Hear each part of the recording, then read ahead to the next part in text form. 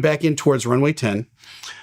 There's no indication that there was a positive handoff back to Dennis Dutton in the left seat, although the report says that it appears that the pilot in the left seat now was flying the airplane again. Again, that's one of those incremental creep things, right? There's a procedure for handing the control of the airplane to the other pilot.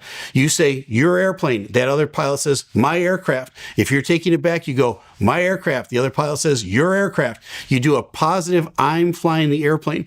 Lots of people have been killed over the years when both pilots thought the other pilot was flying the airplane. So it's kind of subliminally suggested here in the report that the pilot in the left seat was now back at the controls, but there's no positive handoff, at least on the cockpit voice recorder, that happened. At some point, just after they start to veer off to the right to come back around to runway 28, the pilot in the right seat now says, they've got the ground in sight, and he says, I've got the runway in sight.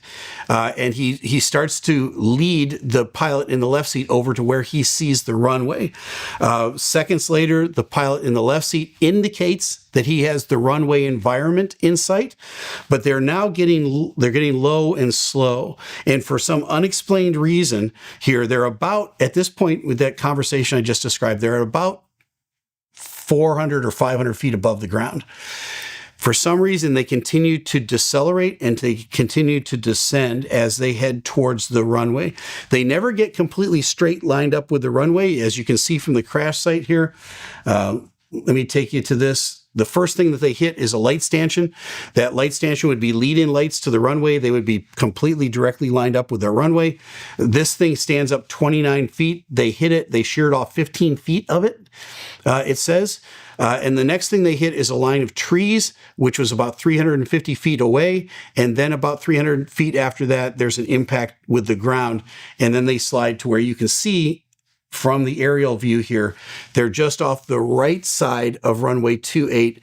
They skidded from the left side over to the right side. They weren't completely lined up straight with the runway. They were like a little bit of an angle at that point. That's the sequence of events. At one point here, the Garmin reports that they were actually about 26 feet below elevation.